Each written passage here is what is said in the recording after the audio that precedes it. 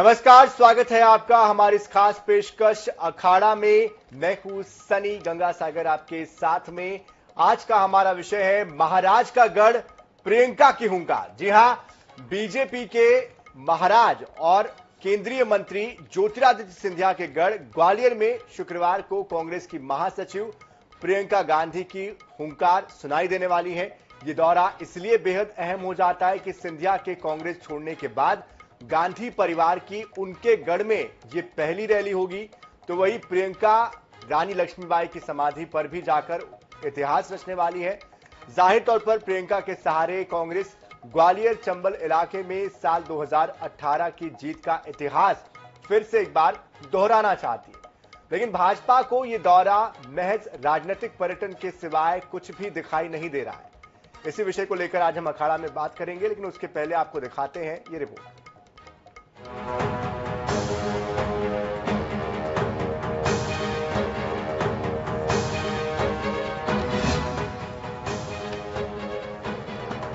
कांग्रेस की राष्ट्रीय महासचिव प्रियंका गांधी चुनावी साल में शुक्रवार को दोबारा मध्य प्रदेश के दौरे पर आ रही हैं। केंद्रीय मंत्री ज्योतिरादित्य सिंधिया के गढ़ ग्वालियर में प्रियंका गांधी रैली करेंगी। सिंधिया के कांग्रेस छोड़ने के बाद पहली बार गांधी परिवार का कोई सदस्य ग्वालियर में सभा करेगा। ग्वालियर में प्रियंका गांधी को लेकर कांग्रेस एक तीर से 3 निशाने साधने की कोशिश कर रही है। सिंधिया के गढ़ में प्रियंका गांधी करेंगी सभा। सिंधिया के कांग्रेस छोड़ने के बाद गांधी परिवार की पहली रैली। ग्वालियर चंबल के 20% दलित वोटर्स पर नजर। दलित वोटर्स ने 2018 में कांग्रेस को दिलाई थी बड़ी जीत। प्रियंका की रैली ओबीसी वोटर्स को साधने की कवायद। ग्वालियर चंबल में ओबीसी वोटर्स की संख्या ज्यादा। कांग्रेस सरकार ने की थी ओबीसी के लिए 27% आरक्षण की घोषणा। प्रियंका के बहाने सिंधिया को उनके ही गढ़ में मात देने की रणनीति। प्रियंका गांधी के दौरे से कांग्रेस ग्वालियर चंबल में बम्पर जीत की आस लगा रही है। वहीं बीजेपी प्रियंका के दौरे को राजनीतिक पर्यटन बता रही है। महाकौशल के बाद प्रियंका गांधी अब चंबल और ग्वालियर क्षेत्र में कांग्रेस की दहाड़ बनकर सामने आएंगी। वहां जाकर वो देश की वीरांगना रानी लक्ष्मीबाई के शहादत स्थल पर जाकर माल्यार्पण करेंगी, उन्हें अपने श्रद्धा सुमन अर्पित करेंगी। अब राहुल गांधी, प्रियंका गांधी तो देश में जहां जाते हैं सबको हश्र पता है। गुजरात के अंदर 2 सीटें आई, खुद चुनाव हार चुके हैं, तो इनके आने से तो फायदा भाजपा को ही मिलता है। तो इनका नेतृत्व भी नहीं चाहता है कि आए, लेकिन ये आते हैं बार बार और पार्टी को ही नुकसान पहुंचा के जाते हैं। सिंधिया के जाने के बाद ग्वालियर चंबल में कांग्रेस के लिए मैदान खाली है। नेता प्रतिपक्ष डॉक्टर गोविंद सिंह के अलावा कोई बड़ा चेहरा कांग्रेस के पास नहीं है, जिसकी भरपाई कांग्रेस प्रियंका के जरिए करना चाहती है। क्षेत्र की 34 सीटों में से 2018 में कांग्रेस ने 26 सीटें जीती थी। कांग्रेस 2023 में इसी नतीजे को दोहराने की कोशिश फिलहाल कर रही है। ग्वालियर से जावेद खान की रिपोर्ट। तो 2018 में जिस तरह से कांग्रेस को जीत मिली थी, अब उम्मीद फिर से कांग्रेस कर रही कि फिर से एक बार वो जादू चले और फिर से एक बार कांग्रेस को जीत मिले और ग्वालियर चंबल अंचल में कांग्रेस अपनी स्थिति को और मजबूत करे। लेकिन पिछली बार जो समीकरण थे वो कुछ और थे, अब कुछ और है। ऐसे में इस विषय पर बात करने के लिए हमारे खास मेहमान जुड़ चुके हैं, उनका परिचय आपसे करवा देते हैं। सुरेश राजे जी हमारे साथ जुड़ चुके हैं, विधायक कांग्रेस। साथ ही डॉक्टर सत्यप्रकाश शर्मा जी वरिष्ठ पत्रकार हमारे साथ जुड़ चुके हैं और कुछ ही देर के बाद घनश्याम पिरोनिया जी हमारे साथ जुड़ेंगे, जो कि पूर्व विधायक है भारतीय जनता पार्टी। लेकिन सुरेश राजे जी, सबसे पहले मैं आपके पास ही आना चाहूंगा। प्रियंका गांधी जी आ रही है, आपके संगठन को मजबूत करने की कोशिश हो रही है, लेकिन सवाल सबसे पहला मेरा यही है कि एकाएक झांसी की रानी की याद कांग्रेस को क्यों आ रही है? नहीं, ये एकाएक वाला मामला तो कुछ है नहीं। एकाएक याद आ रही है। कब कब कांग्रेस ने झांसी की रानी को बुलाया है, एक। और जहां तक सवाल है एकाएक याद आई है, ये कहना ठीक नहीं है। और अगर झांसी की रानी के शहादत स्थल पर जा रही है, तो समाधि स्थल पर जा रही है, तो इसमें मेरी समझ से परे है या किसी दल को या किसी को क्या गुरेज होना चाहिए। अगर हम देश के ऊपर कुर्बान होने वाले महापुरुषों के ऊपर जाएंगे, तो इसमें तो किसी को कोई आपत्ति होना नहीं चाहिए। राजे जी, आपत्ति नहीं है, सवाल इसलिए पूछ रहे हैं कि क्या पहले सिंधिया जी आपके साथ थे, इस वजह से आप आज तक वहां पर कांग्रेस की नेत्री वहां पर नहीं पहुंची या नेता नहीं पहुंची? क्योंकि इसके पहले मैं जब रिसर्च कर रहा था मुझे जानकारी है कि एक रैली निकाली गई थी, उस दौरान राहुल गांधी और सिंधिया जी उस जगह से गुजरे थे, लेकिन वहां वो गए नहीं, ना ही उन्होंने नमन किया, ना श्रद्धा सुमन अर्पित किए। तो अब एकाएक वो जब जा रहे हैं तो सवाल तो पूछना बनता ही है। ये जब सिंधिया जी साथ थे तो सिंधिया जी मतलब महाराज का गढ़ माना जाता है ग्वालियर, और जब वो साथ में निकल रहे थे तो उनका भी कर्तव्य बनता है।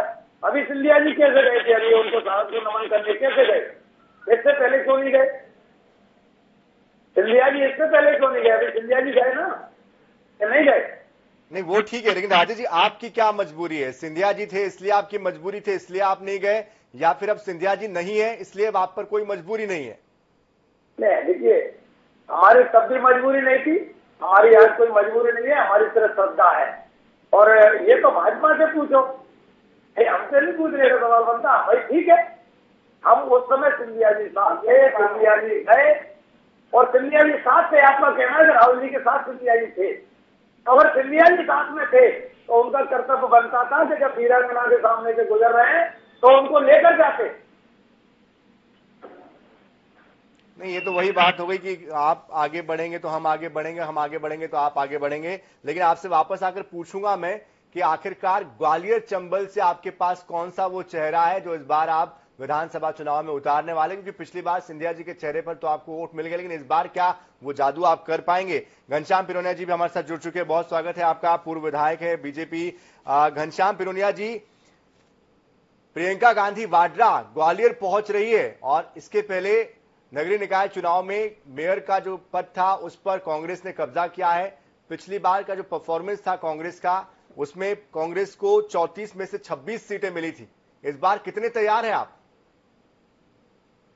देखिए, भारतीय जनता पार्टी अपनी नीति और नियतों के आधार पर और अपने नेता के आधार पर जनमानस के बीच में जाती है। हमने जो गरीब कल्याण के काम किए, हमने जो अनुसूचित जाति जनजाति वर्ग के कल्याण के काम किए, हमने जो समाज के अंतिम छोर के व्यक्तियों के कल्याण की जो योजना बनाई है, हम इन सब योजनाओं को लेकर के जनमानस के बीच में जाते हैं। और देखिए, चुनाव में जीत और हार तो ये होती है, और इसलिए हमारे पूर्व प्रधानमंत्री स्वर्गीय अटल बिहारी वाजपेयी जी भी कहते थे, क्या जीत में क्या हार में, मतलब उसमें ये है कि चुनाव है तो चुनाव की तरह लड़ना है, और जो जनता जनार्दन का जनादेश रहता है, आशीर्वाद रहता है, उसको मानना चाहिए। और इसलिए हम लोग कभी भी उस अनुसार हम लोग कार्यक्रम बनाते हैं या उस अनुसार हम लोग तैयारी नहीं करते हैं जहाँ लोग चुनाव होते हो। हमारी पार्टी तो सर्वमान्य या हमेशा एक पर चलने वाला, हमेशा कार्यकर्ताओं के आधार पर जनमानस के बीच में जाने का काम करती। चुनाव से कार्यक्रमों का कोई लेना देना से नहीं रहता ज्यादा। लेकिन पिरोनिया जी, हाल फिलहाल में जिस तरह से सीधी ग्वालियर से जो घटनाएं सामने आई थी, क्या उसका असर नहीं पड़ेगा? क्या इस बात का असर नहीं पड़ेगा कि पिछली बार जनता ने कांग्रेस को वोट दिया था, अब की बार, पिछली बार चूंकि सिंधिया थे कांग्रेस में, अब की बार सिंधिया आपकी तरफ है, आपकी सरकार है, क्या इसका कोई असर नहीं पड़ेगा? नहीं, असर पड़ेगा ना। भारतीय जनता पार्टी बहुमत के साथ में हमें 200 पार, वो 200 पार का लक्ष्य हम लोग प्राप्त करेंगे। और ग्वालियर चंबल संभाग में श्रीमंत ज्योतिरादित्य सिंधिया जैसा एक बड़ा चेहरा आज भारतीय जनता पार्टी के साथ में खड़ा हुआ है। कांग्रेस के पास में कोई नेता ही नहीं है, किस आधार पर वो जनता के बीच में जाने वाले अगर नेता के चेहरे की बात करते हैं तो आज ज्योतिरादित्य सिंधिया जी भी भारतीय जनता पार्टी के साथ में है, नरेंद्र सिंह तोमर जी हैं, हमारे यहाँ पर ग्वालियर में बहुत बड़े बड़े चेहरे हैं। ग्वालियर चंबल संभाग में भारतीय जनता पार्टी सभी सीटों पर जीतेगी, ऐसा लक्ष्य करके हम सब लोग चुनाव में जाने वाले हैं। पिरोनिया जी, चेहरे तो बहुत है, लेकिन चेहरों की स्वीकार्यता आपस में कितनी है, संगठन के अंदर आपस में कितनी बनती है, इस पर भी मेरा सवाल आपसे रहेगा। लेकिन अभी मैं रुकना चाहूंगा डॉक्टर सत्यप्रकाश शर्मा जी का, बहुत देर से इंतजार वो कर रहे हैं। सर, आपसे हम समझना चाहेंगे, जिस तरह से हम देख रहे हैं कि पहला मौका होगा जब ज्योतिरादित्य सिंधिया, जो कि कांग्रेस के गांधी परिवार के बेहद करीबी माने जाते थे, अब उनके खिलाफ प्रचार करने के लिए खुद प्रियंका गांधी वाड्रा यहां पर पहुंच रही है। किस तरह का समीकरण बनता हुआ आप देख रहे हैं, किस तरह की राजनीति होती हुई देख रहे हैं? देखिए सनी जी, सबसे पहले तो कोई भी पार्टी का सेंटर लीडर जब किसी स्टेट में विजिट करता तो उसको क्या करना है, क्या बोलना है, ये पूरी की पूरी जो सीट लिखी जाती है वो कहीं ना कहीं स्टेट लीडरशिप के द्वारा लिखी जाती है। अभी तक ग्वालियर चंबल संभाग में कांग्रेस के जो भी कार्यक्रम होते थे सिंधिया ज्योतिरादित्य के जाने के बाद पहले तक, वो कहीं ना कहीं उनकी सहमति से ही कांग्रेस डिसाइड करती थी कि क्या एक्टिविटी यहां करना है। ठीक वैसे ही आज भी देखिए आप, अगर भारतीय जनता पार्टी का कोई बड़ा लीडर, मोदी जी आए, अमित शाह जी आए या दूसरे लीडर आए, वो वही स्क्रिप्ट बोलते हैं जो यहां की लोकल लीडरशिप द्वारा लिखी जाती है। अब आपको बताऊं, ये जो कांग्रेस, आपने एक सवाल किया था कि क्या क्यों अभी तक कोई कांग्रेस का या गांधी फैमिली का मेंबर महारानी लक्ष्मीबाई की समाधि स्थल पर नहीं गया, उसके पीछे यही एक बड़ा कारण है कि अगर यहां की लोकल उस समय की लीडरशिप चाहती तो वो जाते, और वो उन्होंने उस प्रोग्राम को नहीं लिया तो वो नहीं गए। भारतीय जनता पार्टी में भी ऐसा ही होता रहा है। भारतीय जनता पार्टी में अगर रानी लक्ष्मीबाई को ग्वालियर में अगर किसी ने जिंदा किया है या उनको सम्मान दिया है तो वो एक लीडर हैं जवान सिंह पवैया, जिन्होंने कहीं ना कहीं उनकी अहमियत 1857 की क्रांति में उनके पराक्रम को इस संभाग में दिखाने का पूरा प्रयास किया। अब आपने समीकरण की बात कही, देखिए कांग्रेस का टारगेट इसमें पूरा स्ट्रेटजी दिखती है कि यो रानी लक्ष्मीबाई की समाधि पर विजिट प्रियंका गांधी की से सिंधिया को घेरने का प्रयास करें, क्योंकि 1857 की क्रांति का जो एक कंट्रोवर्शियल चैप्टर है वो सिंधिया फैमिली से जुड़ा हुआ है, एक बात। दूसरा, कांग्रेस ने सिंधिया के रहते हुए 2018 में जबरदस्त जीत की थी, जिसके कारण उसकी सरकार बनी थी, 26 out of 34 in Gwalior Chambal region. तो ऐसे में वो उन सीट्स को रिटेन करने प्लस सिंधिया को घेरने, ये स्ट्रेटजी के आधार पर मुझे लगता है कि कांग्रेस ने प्रियंका गांधी का, ये वास्तव में उनकी पहली जनसभा है, क्योंकि वो पिछले बार जब जबलपुर आई थी वहां पर तो केवल कैंपेनिंग का उन्होंने लॉन्च किया था, लेकिन ये पहली सभा, वो सभा भी ग्वालियर चंबल से शुरू हो रही। इससे कांग्रेस ने इन दो स्ट्रेटजी पर काम करने का प्रयास किया है। अब पता यह लगेगा कि ग्वालियर चंबल संभाग में जातिगत राजनीति को बढ़ावा मिलता है या फिर ऐसे बड़े फिगर जो कहीं ना कहीं किसी आइडियोलॉजी पर अपनी बात करते हैं। हालांकि ज्योतिरादित्य सिंधिया के बारे में कोई जाति आधारित राजनीति का धब्बा नहीं लगता, वो भी सर्व जातियों को सम्मान देते हुए राजनीति, चाहे वो कांग्रेस में रहे हो या आज हैं। लेकिन यह भी तय है कि ग्वालियर चंबल संभाग में जाति एक बड़ा फैक्टर होती है, वो कितना असर दिखाएगी, या सरकार की एंटी इनकम्बेंसी या शिवराज सिंह चौहान की पब्लिक कनेक्टिविटी या उनकी डेवलपमेंट और वेलफेयर के लिए चलाई गई स्कीम्स कितनी कारगर होंगी कांग्रेस के इस स्ट्रेटजी के सामने। एक बात मैं और आप इसमें जोड़ना चाह रहा हूं मैं, जिस तरह से नरेंद्र सिंह तोमर जी को एक बड़ी जिम्मेदारी दी गई है भारतीय जनता पार्टी में इलेक्शन को लेकर, वहां पर कहीं ना कहीं नरेंद्र सिंह तोमर, ज्योतिरादित्य सिंधिया और साथ ही सिंधिया के अगेंस्ट जिन्होंने इलेक्शन लड़ा था उनकी भी बात होती है। इन लोगों के बीच में जिस तरह से समन्वय की बात होती है अक्सर, क्या ये समन्वय काम कर पाएगा या फिर इस समन्वय के अभाव का फायदा कांग्रेस को मिल सकता है? सनी जी बहुत बेहतरीन सवाल पूछा है। देखिए आपको बताऊं, मध्य प्रदेश में 2020 मार्च में सत्ता पलटने के बाद जब भारतीय जनता पार्टी की सरकार आई तो यहां पर कई स्थानों पर इन फाइटिंग की स्थिति पार्टी कार्यकर्ताओं और लीडर्स के बीच में देखी जा रही है। इसी को लेकर कहीं ना कहीं भारतीय जनता पार्टी की सेंट्रल लीडरशिप काफी चिंतित है, जबकि भारतीय जनता पार्टी का इस प्रदेश में पर्टिकुलर इतिहास रहा है कि अंतर कलह जैसी स्थिति कभी नहीं होती थी, बल्कि वो कांग्रेस में हुआ करती थी।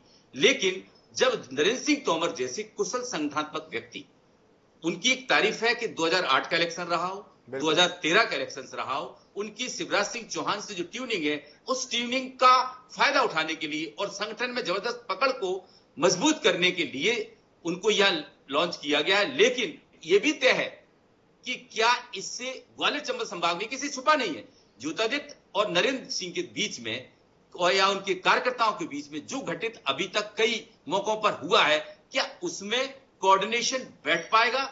ये कहीं ना कहीं एक बड़ा सवाल भारतीय जनता पार्टी के सामने दिखता आज भी है। बिल्कुल, तो चुनौती भारतीय जनता पार्टी के सामने भी है। लेकिन राजेश जी आप बताइए कि कौन सा वो चेहरा होगा जिसके ऊपर जनता विश्वास करेगी या कांग्रेस विश्वास करते हुए उनको जमीन पर उतारेगी और जिसके आश्रय आप ग्वालियर चंबल में अपनी पार्टी को बहुमत दिलाएंगे? नहीं, इसमें चेहरे की तो कोई संदेह का काम ही नहीं है। हमारे यहाँ पे एक चेहरा है जिसके नाम पर चुनाव लड़ रहे हैं। भाई कमलनाथ जी हमारा चेहरा है, कमलनाथ जी हमारे सीएम कैंडिडेट है। कांग्रेस पार्टी के कार्यकर्ता और जनता सबसे बड़ा हमारे लिए चेहरा है। ये अभी भाई इलेक्शन में नहीं दिखा गया आपको भाई, जहां तक चेहरे का सवाल है। अब जो लोग जाने कैसे कहते हैं इनसे नेता नहीं है, नियत नहीं है, नीति नहीं है, ठीक है, भाषणों के लिए बहुत अच्छी चीजें हैं। अगर ऐसा ही होता तो 2018 में तो भारतीय जनता पार्टी क्या हासिल हुआ। राजेश जी, लेकिन बात वही आती है कुल मिलाकर कि पिछली बार जब उपचुनाव हुए थे तब भी आपकी तरफ से चेहरा आपने कमलनाथ जी का रखा था सामने, लेकिन उपचुनाव में जिस तरह की स्थितियां निर्मित हुई थी वो आप सबके सामने है। क्या मतलब बेहतर परिणाम के चुनाव में, ठीक है, कभी कोई उम्मीद रह गया तो इसका जुर्माना नहीं है, ये मतलब नहीं है। मैंने कहा कि अभी आप देखिए इंडिया जी के पार्टी छोड़ने के बाद, भाई पार्टी छोड़ने के बाद आपको बताइए ग्वालियर चंबल संभाग में कहाँ कांग्रेस कमजोर है, कहाँ आपको कमजोर दिखती है, कहाँ नेताओं की कमी दिखती है। आज हमारी स्थिति ये है कि एक एक क्षेत्र में 20-20 दावेदार हैं, 20-20 दावेदार है एक एक विधानसभा क्षेत्र में। तो आप कह रहे हो अपने चलिए 20 दावेदार हैं, इन 20 दावेदारों का आपसी संघर्ष आप कैसे संतुलित करेंगे, ये एक बहुत बड़ी बात है। लेकिन पिरोनिया जी, आपके जिस तरह से हमने अभी सुना सत्यप्रकाश जी को भी, जो अंदर संगठन के अंदर स्थितियां निर्मित है, क्या उससे बाहर बीजेपी निकल पाई है और आने वाले समय में क्या ग्वालियर को साधने में ये जो अंदरूनी कलह कह लीजिए या समन्वय की कमी कह लीजिए, इससे वो बाहर निकल पाई है पार्टी आपकी?